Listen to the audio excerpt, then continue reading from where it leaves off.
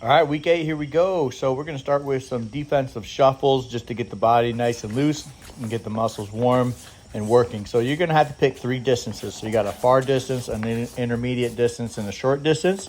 And you're going to shuffle to the far distance. Then you're going to shuffle back to the beginning, to the intermediate and back, and then to the short and back. A couple things to focus on as you're shuffling. Make sure that your head stays in one plane. You're not bobbing up and down as you're shuffling, and make sure your feet are not crossing. Make sure that you're pushing off and reaching out with that foot instead of crossing your feet as you go through.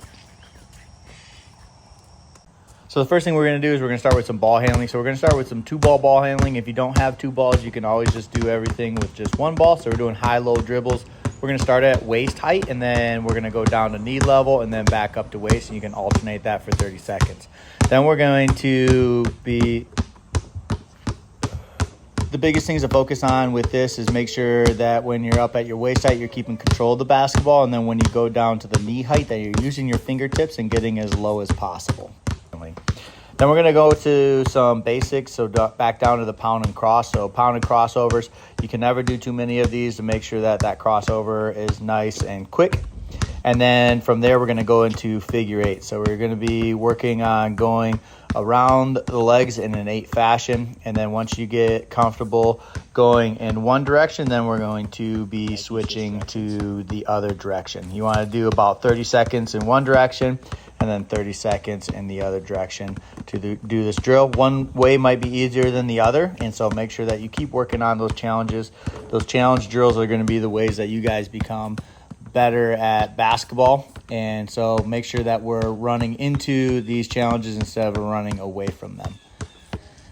Next thing we're going to do is we really want to work on that offhand. So whatever offhand, so if you have a dominant hand, so I'm a right-hand dominant player, so my left hand would be my offhand. And so I want you guys to make 10 layups with your non-dominant hand.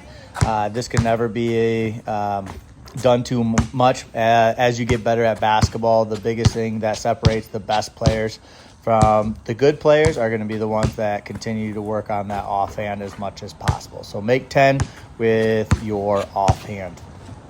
Okay. Then we're going to be working on some dribble moves. So we're going to just have a cone in front of the hoop, whatever spacing that you want. The first thing that we're going to do is going to be doing a cross-cross, or crossing over twice in front of the cone, trying to get that defender to shift their center of gravity over, and so that you can go by.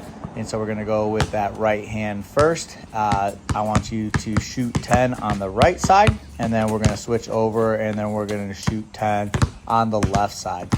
So again, make sure that we're focusing on, especially whatever your offhand is, working on that finishing. So after you make the dribble move, then get your eyes up on the square and work on finishing every single time. And make sure, like with all this stuff, that we're doing it at game speed. So if you're feeling comfortable with it, then you can increase the speed. If you're not, let's make sure that we work on our fundamentals, work on our footwork, and that we're not developing any bad habits. But once you get to that point where you're feeling confident with it, don't be afraid to push yourself to finish those layups every single time.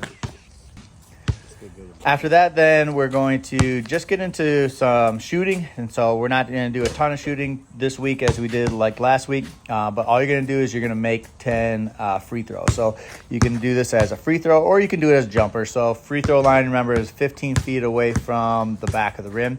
And so you can measure it out. It doesn't have to be perfect, but keep working on that form. For those of you guys that are getting older and getting into middle school ball, then this is a good one to work on, and working on it without crossing over the line. But if you're a younger player, don't be afraid to jump over the line and just work on your jump shot and keep developing that. Again, make sure that you're not moving back too deep. I'd rather you guys develop a good jump shot before you move back, and then really working on that form. Free throws are one of the best shots in order for you to work on your form and really becoming consistent with that shot as you go through. So keep working hard. You guys are doing amazing. Every single time, every week that you get through, every workout that you get through, you're going to continue getting better. And as you add those on, you're going to get better and better. Good job.